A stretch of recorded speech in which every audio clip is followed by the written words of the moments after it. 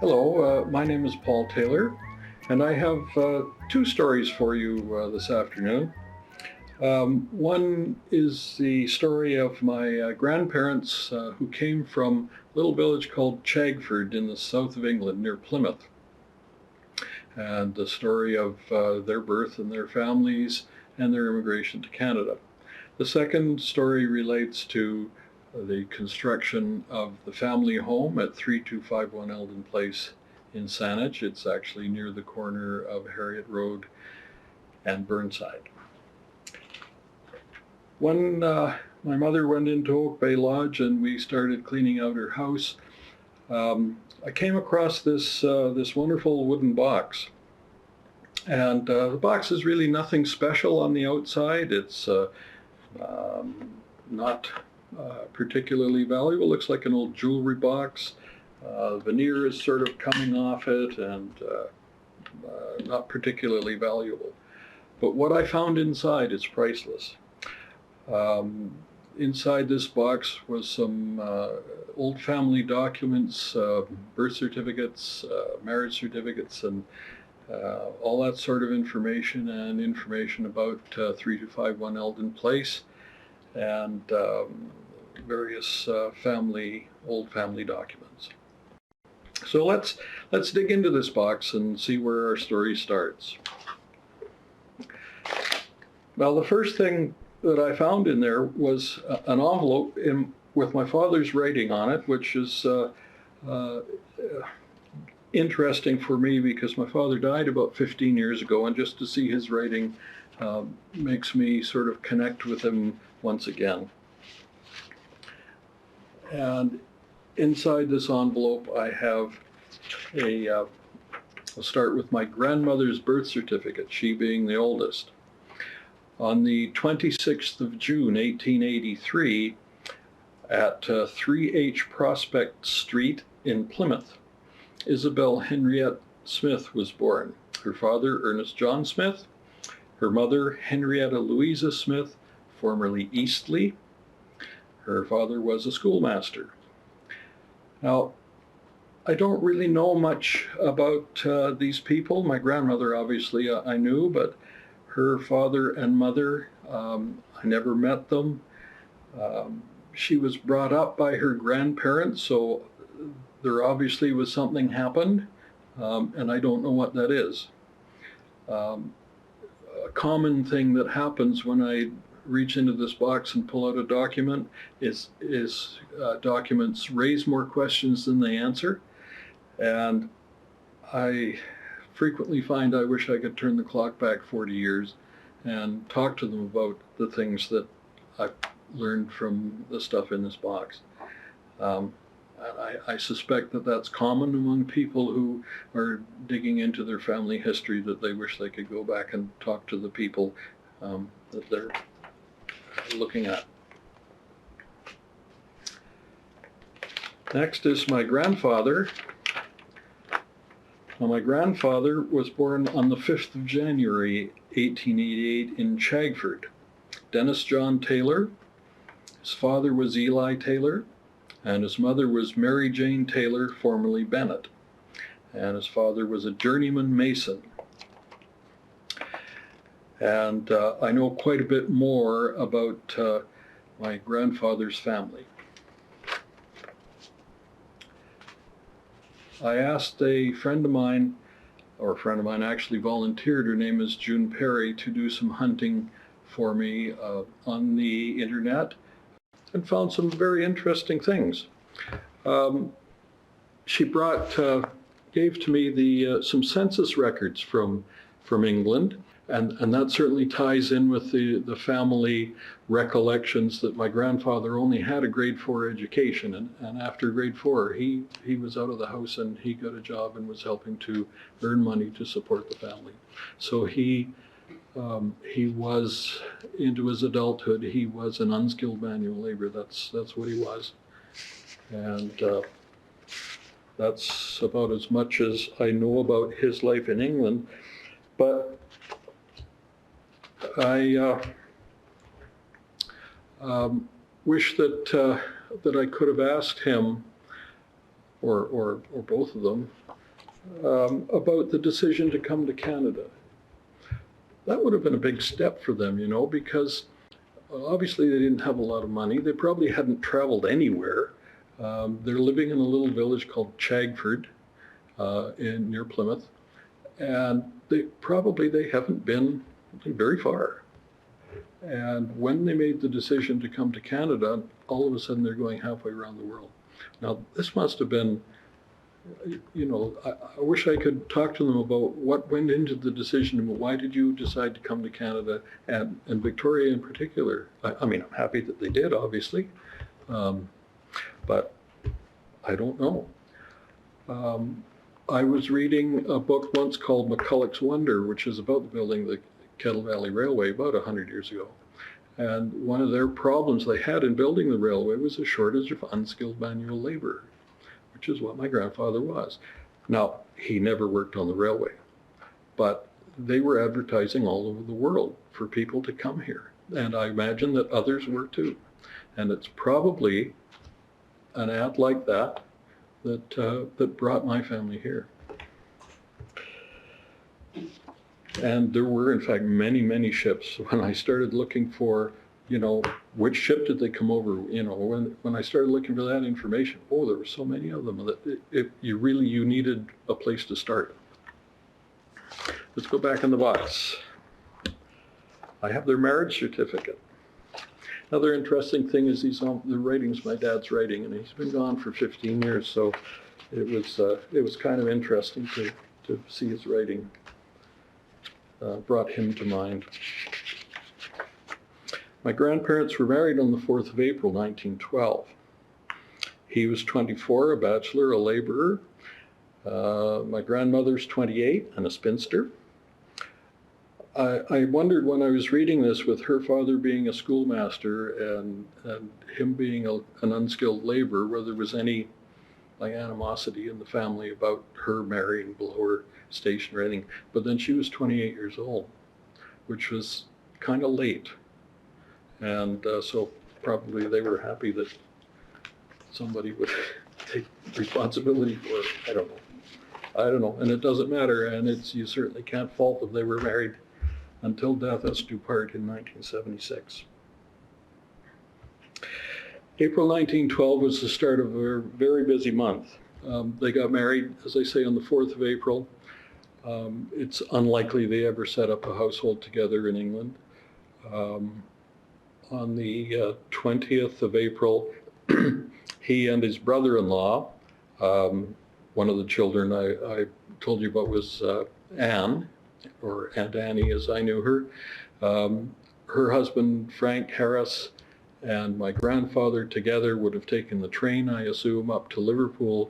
And on the 20th of April 1912, they boarded the SS Canada in Liverpool, and they landed in Halifax on April the 28th, probably hopped right on the train, and ended up in Victoria probably about a week later. My grandfather often said that he arrived in Victoria with $5 in his pocket, and that was quite likely true, but he didn't tell me about these. This envelope here, when I got into it, contained 3 letters of reference that he had gathered, and these are all dated like April 15th, 16th, and 18th or something. And I won't read all of them to you, but I will read one, just to tell you what kind of a man at least someone thought he was. This is dated the 18th of April in Chagford, Devon, England. It gives me the greatest pleasure to testify to the high character of Mr. Dennis Taylor, who is sailing this week for British Columbia. He is emigrating solely to better his position in life. I have had the advantage of knowing him from childhood and see him almost daily. It is, after all, a very small town. He is one of the most honest, industrious family, all brought up in this little town. I have never heard of anything in the slightest degree detrimental to himself or any member of his family. His industrious habits have always secured for him constant labor, with the best firms in the neighborhood. His character is beyond question, and I do not know of any young man in his position of life whom I could more conscientiously recommend, not only as a worker, but for any position of trust. I shall always be glad to learn of his advancement in life, and am assured that he will continue to prove himself as he has been an honest, industrious, reliable, and thoroughly conscientious man. I can recommend him as such with the greatest pleasure and with unqualified confidence. Signed, George Smith, District Councillor for the Parish of Chagford. And armed with these letters, I suspect that he got work fairly quickly, because by September, he'd sent for my grandmother. And I found, with some help, I found my grandmother leaving England on the SS Sicilian, which sailed from London on the 19th of September, stopping in Plymouth, where they got on the 20th of September 1912, and depositing them in Quebec City on the 30th. Again, I would believe that they hopped right on the CPR train and headed straight for the West Coast. Indeed, on the passenger list, and I have those documents with me, on the passenger list, she is listed as coming to join her husband in Victoria, BC. So she was headed right here. They wasted no time. When my grandmother arrived, my Uncle Roy was born in August the 8th of 1913. Again, when my grandmother came out, she came out with Aunt Annie, her sister-in-law, and they already had a 3-year-old son by the name of Charlie. And by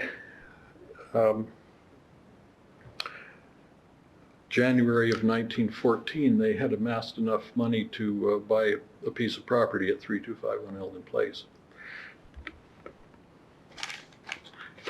And that leads me to this.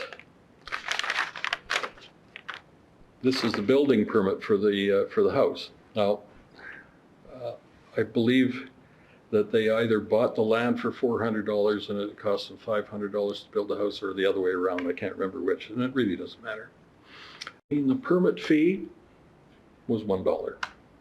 The estimated cost of the construction was $1,000. And they proceeded to build this house at 3251 Eldon Place, which is still standing today. And we'll get back there in a little bit. There would have been no plumbing or electricity in this house. It was just your basic box with divided into 5 rooms. The heat would have been a wooden coal stove in the kitchen, fireplace in the living room. And this house was home to the 2 couples, Uncle Frank and Aunt Annie and their son Charles, and my grandparents and my uncle. And like anybody else, they had some problems with their neighbors. And a while ago, this letter was republished in a local newspaper. This is a letter that my grandmother and Aunt Annie wrote to Saanich Police about a problem they were having with the neighbors. May 21st, 1915. Dear Sir, I am writing to know if our neighbors, Mrs. Rudd of Burnside Road, cannot be stopped from tying her cattle so as to let them stray in the road on Eldon Place. All last summer we were annoyed by them at night as well as by day, and on complaining to them about the nuisance, we were simply laughed at for our trouble. Now it has started again. On going out by my front gate last night about 9 o'clock, I nearly fell over a bullock, which lay right across the gateway. There were 2 of them. This morning, up to about 9:30, there were 3 right in the middle of the road. Last week, there was a pony tied there and let stay there all night. Tonight, it's just 10 o'clock, and they have just tied up the cows again. We are disturbed nearly all night by the chains which are attached to them, and at times by their bellowing. Not only have they long lengths of chain, but there's a long rope which allows them to stray quite away. Cannot be something done to stop this? I can just feel my grandmother's indignation. I do not like making complaints about anyone, and I do not like being unneighborly, but I think we have put up with this nuisance quite long enough. Trusting this will be seen into, I beg to remain yours truly, B. Taylor and A. Harris. My grandmother was known as Belle, so that would be her and Aunt Annie. And I suspect my grandmother wrote that. She was the type who would write a letter like that. The Rudd family, of course, that's who Rudd Park was named after, if you're familiar with Rudd Park on that corner there. Okay, now you remember when we had the blizzard of 1996 here and everybody said, that's the worst one we've had in 80 years, right? Well, let's go back to 1916, 80 years ago. My father was born in the aftermath of that blizzard in 1916 on the 28th of March, 1916, in the house at 3251 Eldon Place. Here's the original birth certificate. It says his birthplace was Saanich, BC, on the 28th of March, 1916. Gordon Dennis Taylor. At that point, there's now 7 of them in the house, and it's getting a little bit crowded. So let's see what happens next. Here is the lawyer's bill for transferring the half share of the house from Mr. Frank Harris to, it says Miss Isabel H. Taylor, which is not correct, it's Mrs. The law firm was Pooley, Luxton and Pooley. The bill was $18.60, of which was $12 legal fees and $6.60 in disbursements. I asked my mother about this, and she said, yes, Grandma paid $600 to buy out the half. And the Harrises took the $600 and went and bought a place over on Duplin Road, which was like about a block and a half away.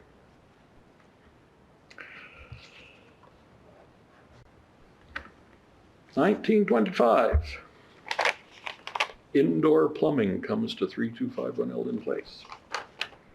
Here's a bill from the plumbing firm of J.C. Hawking, plumbing and heating, repairs, etc., to the installation of a new bath, hot water boiler, copper coil, connecting range, etc., $150. This is October the 7th, 1925. There's no mention of a toilet. Certainly when I got to the house in the 50s, there was a toilet. So somewhere along the line, that was added. I don't know whether one was there at this time or not, but there's a clawfoot bathtub. I remember it well. And the range boiler was behind the wooden coal stove. And of course, in those days, you wouldn't have any hot water unless the stove was on. It wasn't until the 60s that my dad put a 110 volt immersion heater in the range boiler that was there at that point so that they could have hot water all year. Okay, we have another building permit.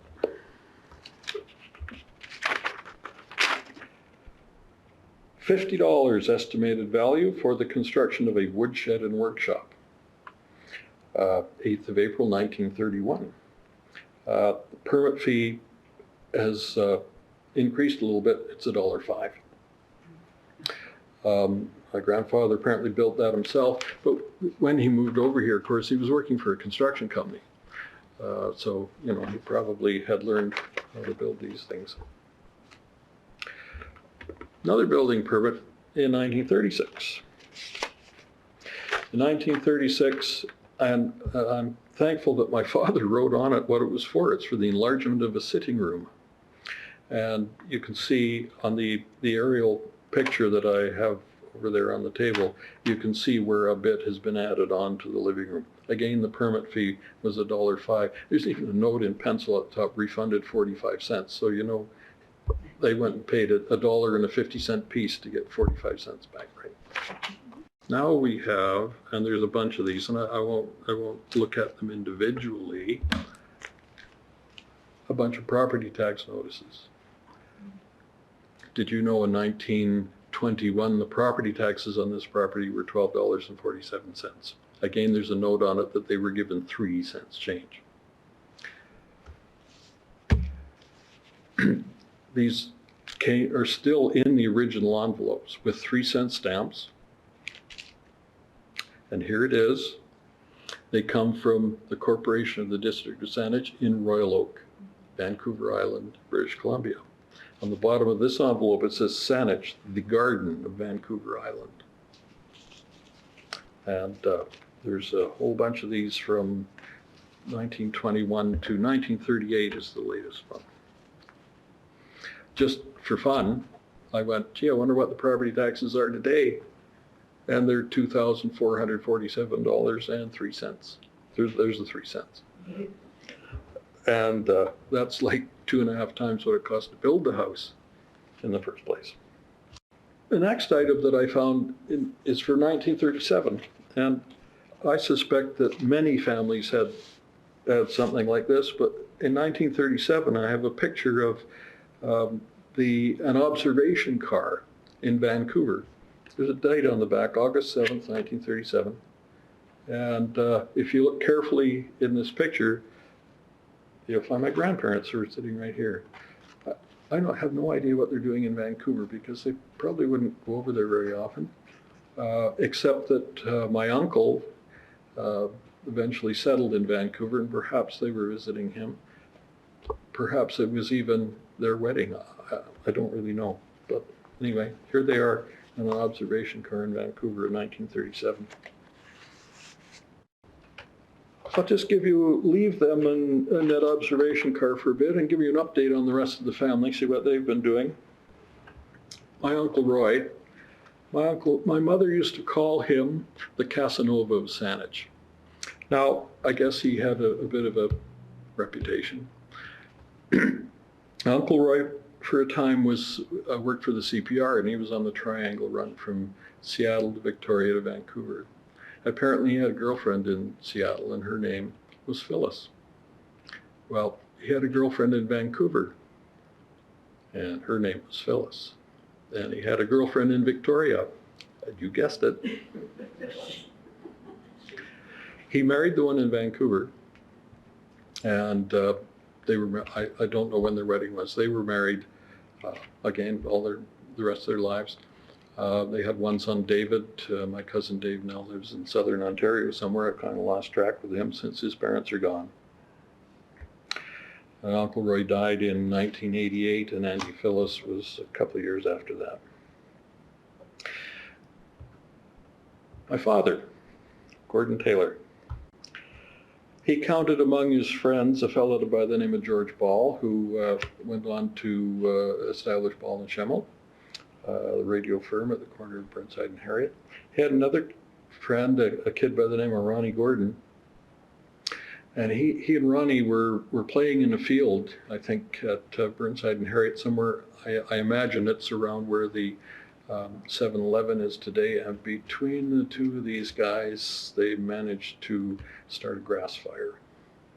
And I gathered Dad beetled off home, but kind of gave himself away when the fire brigade arrived and all the kids in the neighborhood took off and we got to find out what's going on. Oh no, I'm not, he wouldn't go. And I think that kind of gave him away. There's probably a trip to the woodshed happened after that. Another guy he met at Ptolemy School was a kid by the name of Don Davidson. And he and Don Davidson became lifelong friends. And in fact, my dad was to marry his younger sister, Pearl. In the 30s, Dad, of course, he was born in 1916, so he came of age in the 30s. He started a watchmaking apprenticeship with a guy by the name of Frank Coverdale. And I remember my dad saying that old man Coverdale often said to him, and if we were still in England, you'd have to pay me for this. And Dad made $1.50 a week from Mr. Coverdale. He gave the $1 to his mother, and the 50 cents he said was enough for he and his girlfriend, my mother, to walk from Burnside Road to town, they could go to a movie, they'd share a milkshake and walk home. And that pretty much ate up 50 cents. After he finished his apprenticeship, he discovered he couldn't really make any money watchmaking, and so he joined the Navy. Well, we all know what happens next. A couple of years later, he's on the North Atlantic.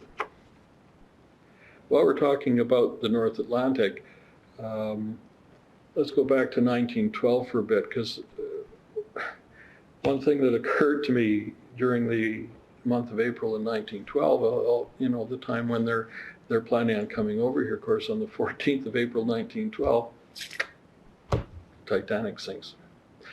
And they must have heard that either just before they got onto the train to go to Liverpool to get on the boat, or maybe as they were walking up the gangplank onto the boat. I wonder how they felt about that. But it obviously didn't change their plans any. Mom and Dad were engaged on February the 14th, my father the romantic, Valentine's Day, 1943. They were married on September the 20th, 1943. I gather my dad, the war's still on at this point, and he arrived back in Halifax from convoy duty and sent a telegram saying, "I'll be home in 5 days." And they must have arranged that wedding very quickly, put it together in a short time. He apparently arrived back here on a Friday. They were married on the Monday. They were together for 2 weeks, and then away he went again, and she didn't see him for 14 months. Like his parents before him, they never set up a household here. At that point, she continued to live with her parents, my grandparents, and wasn't until he came back from the war. Then, of course, he came back, I don't know, must have been April, I guess, of 1944 that he came back, because my brother was born on January the 13th, 1946. So Dad was home by April of 45.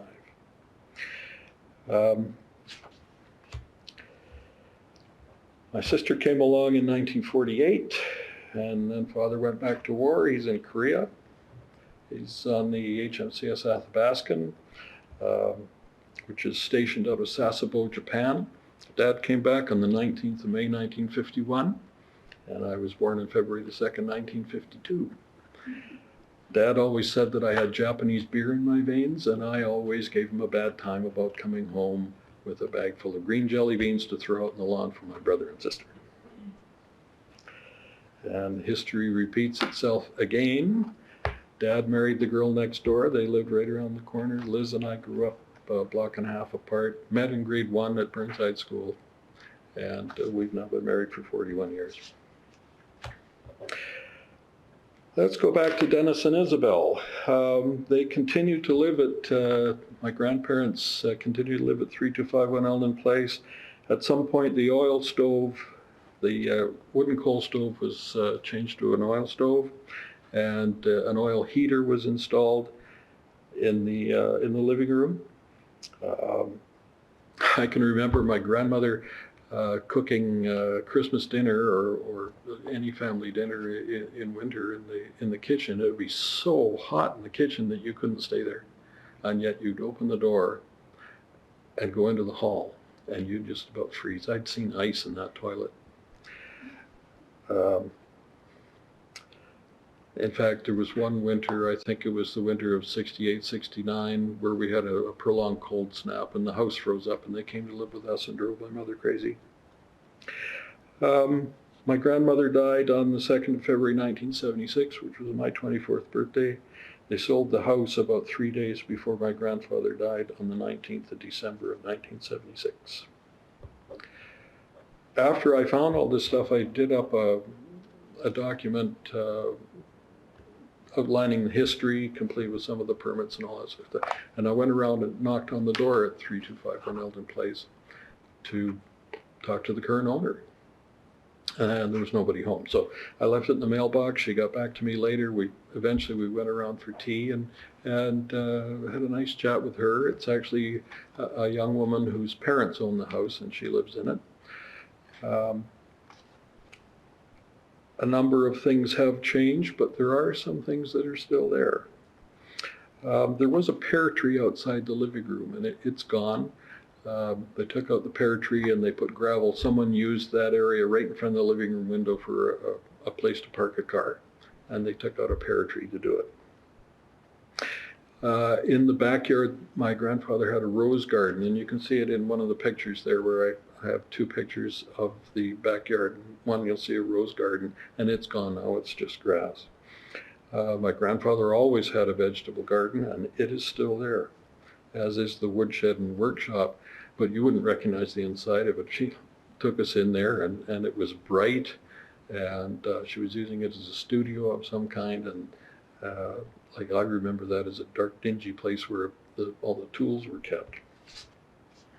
Inside the house, the oil stove, of course, is gone. They must have upgraded the electrical system because they've got electric baseboard heating, and they never would have had that on what was there.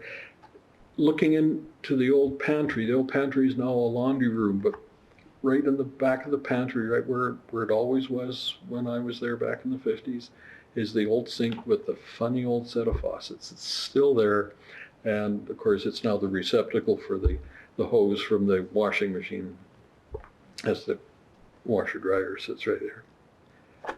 Into the bathroom, there's the old clawfoot bathtub. Is still there. It's in a different place. It used to be over here. Now it's over here, but it's still there. There's an electric water heater on this side. But the bathtub is still there with the original funny old set of faucets that I remember, the two knobs that came out and the spout. Yeah, you remembered it. Not much change in the living room, except that the heater's gone.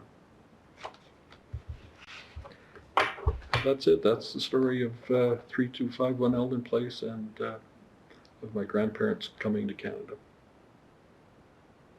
Thank you very much, Paul. Okay. As always, you answer a question. You bet. Shoot. And if you want to look at the stuff, help yourself.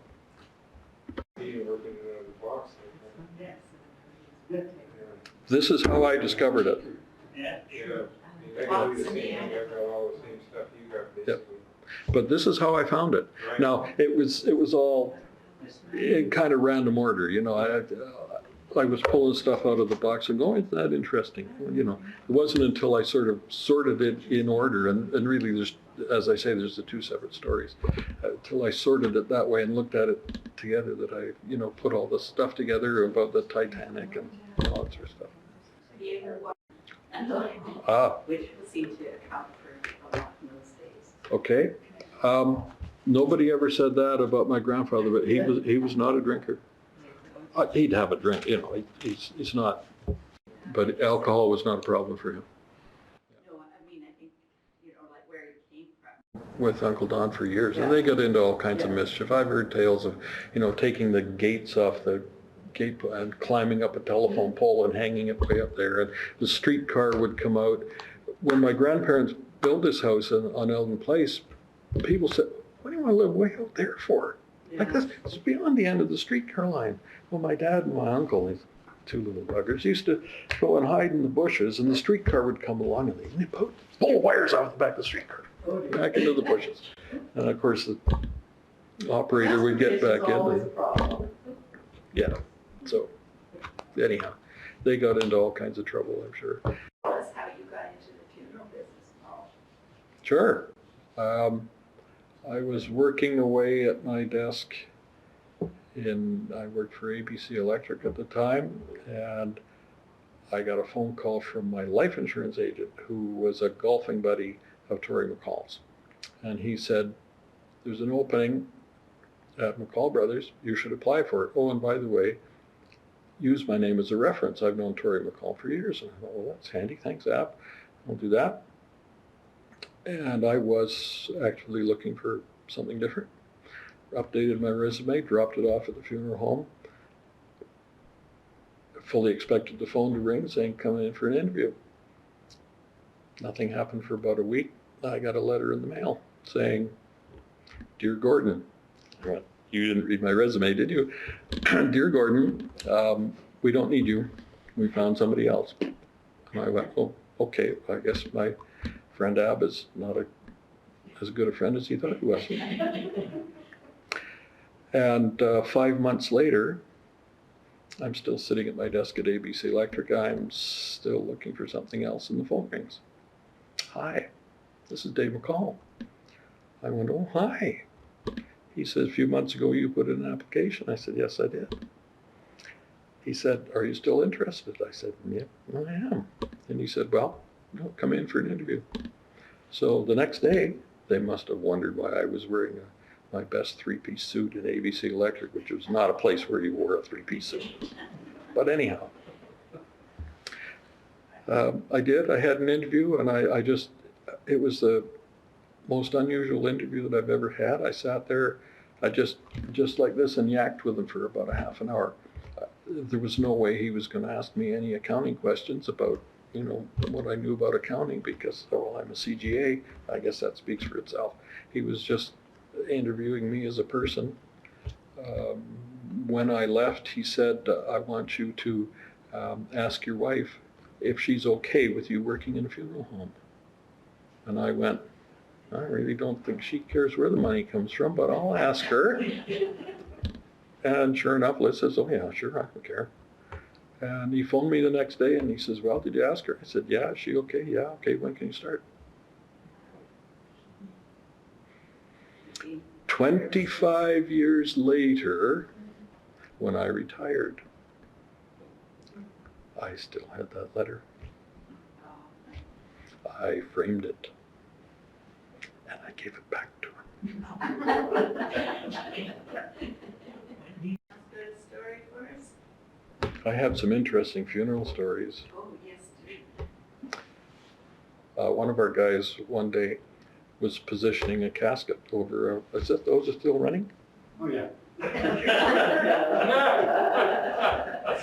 I don't necessarily want this posted on the internet.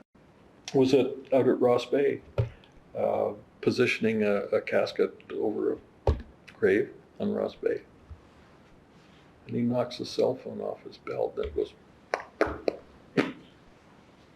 and of course, splash, yes, splash. And of course the family saw it and they started to laugh.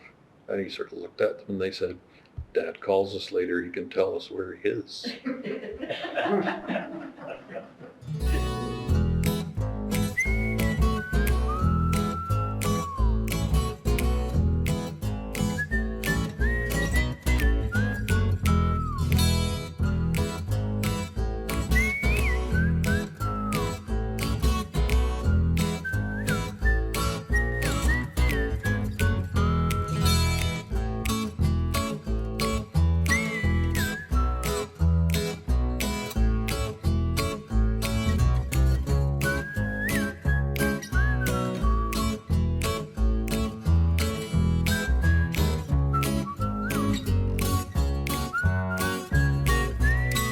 Another story, a man came in to make arrangements for his wife.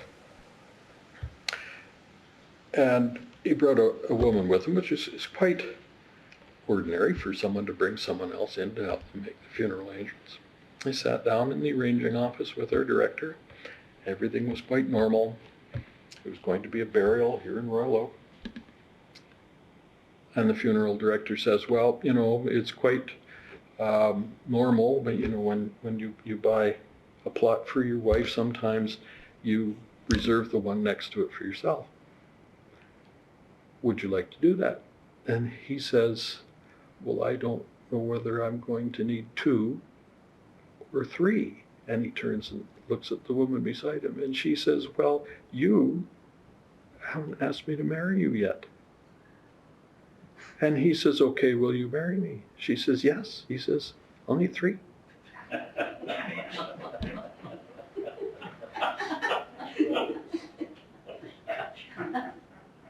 At this point, our director said, "I'll leave you two alone for a minute." And he came out and I can't believe I heard what I just heard. Well, it turns out that the man's wife had Alzheimer's. And for some 4 or 5 years, she hadn't even known who he was. And he certainly wasn't going to divorce her or anything, but he got on with his life and had a girlfriend. Well, now that his wife has died, they can get married. So it's maybe not as sinister as it seemed. Right, okay. Well, I remember our family got a television set when we lived in Halifax. Dad, of course, being in the Navy, was drafted to Halifax in 1954, and we came back in 56. And somewhere in between that, we got a television set. It's one of funny old big box things with the spindly little legs on it. And in Halifax, and of course there's 5 of us, right, and living in naval housing in Halifax, there was never any arguments about what to watch, because you either watched the CBC or you didn't. Well, we actually, the Seattle stations we could get. Yes, we had a few more, but not a lot. And when Yeah. CBC came on, just in time for the Commonwealth Games. Yeah. That's when it started. Yeah. But when we came out here, of course, in 1956, then all of a sudden there were more things to see, and that's when the fight started. It's pretty good in 56, Yeah. quite a lot of channels. Yeah. Yeah. You have a different antenna for each channel. Oh, Yeah. You have one for channel Oh. 12, one for channel 5, one for channel 4. Big one on the roof, I think. oh, we had an aerial just outside our back door, and you, on a windy night, you needed 2 people to watch TV, because someone had to go down and turn the antenna. You needed someone up in the living room. Yeah, that's okay. Oh, a little more. Oh, back the other way. And then, as I say, on a windy night, trying to watch it by yourself, yeah, that's crazy, because you come upstairs Back in the wind and change. and the wind would turn it around, and you go, ah. Now, 4 of my grandfather and 3 of his siblings came out here, and I know about the one set, obviously, Uncle Frank and Aunt Annie, that they came out together. There was another Aunt Mabel and her husband, Uncle Jack, and Jack and Frank Harris were brothers too. That always caused confusion. We had 2 Harris brothers marrying 2 Taylor sisters. Still to this day, I have problems keeping people separate, who they are. And Grandpa's brother, Frank Taylor, and his wife Emily, and I don't know when they came out relative to when everybody else came out. But I was lucky enough to have met all of these. Some of them did Cutting in across Australia, Australia, some did. yeah. Yeah. Now, my mother's family, by contrast, came out to Winnipeg. My grandfather came out to Winnipeg. My grandmother came out, and I'm not sure whether she arrived on May 31st, 1914, or whether it was June the 1st, 1914, but they were married on the 1st of June, because she's not going to stay with them until they're married, right? No. So they were married almost as soon as she landed. And then my aunt was born in May of 1915. But during the Second World War, whenever the men got any leave, they were married immediately. Mhm. I know my sister was too. I think perhaps they expected the men to die, and there was a pension. If you were, I never just knew that, the reason. But I mean, some of those men came home, they didn't even know the wedding was planned. I was pretty small, but I knew what was going on. Well, I'm pretty sure my parents knew that the wedding was But I will. Dad would have known, because they married- were engaged. Yeah, they married them pretty quick. Yeah. Yeah, when they came. When Mom and Dad did get engaged, and they told my grandfather, my mother's father, he said, "Well, it's about time. Like, you've been hanging around this house for 15 years already. You know, what took you so long?" People didn't say that about us, though, did they? No. Liz was 19 and I was 20 when we got married. They said, "What's your hurry?" But we said that to our son-in-law. That's right. What took you so long? What took you so long? Yeah, they were 30, what were they, 31 when they got married. Her daughter, Children do get married later now. they do, yeah. Our youngest daughter turned 36 in May and just presented us with our second grandson a Oh, week ago, less than a week ago. yes. And they're having the babies later too. Yeah, I don't think they're having any more. Our other daughter will be 38 next month, and she's not married and has no children. But actually, she's got 23 children. She's a teacher. Yes. Well, I think it's great to have your choice. Good reason not to get married. Okay. Oh, So- thank you, that was great. Feel free to look over the stuff that I've spread out on the table, and I'll go back there if you want to talk about that. Yeah, yeah. And that's the trouble, too, you find all these pictures with no names on them. Oh, I have that problem. Yeah. Liz's dad was one of these guys that he was born in 1915 and grew up in an era where photography was new, flight was new, and he was into all that stuff. And we've got a wonderful collection of photographs that your dad took, and he was very organized. He's put them into albums and he's labeled them and whatnot.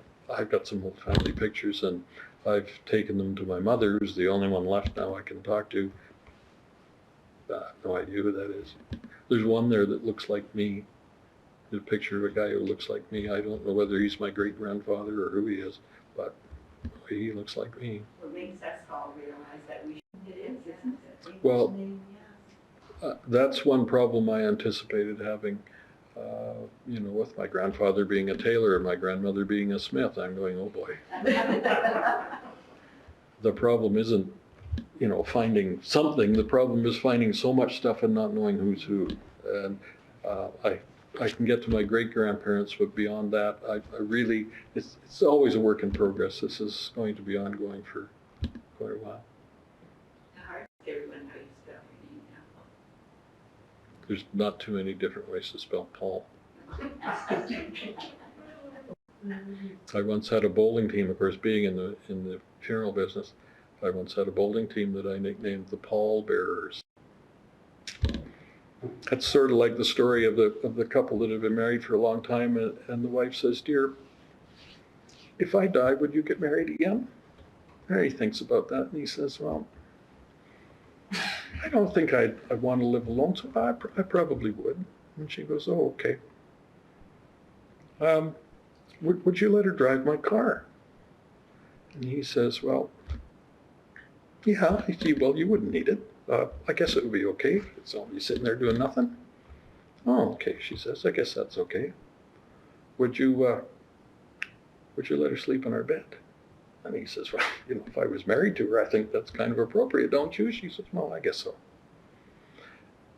She says, "Would you let her use my golf clubs?" He says, "Oh, no. Oh, no. No." She says, "Well, I don't understand.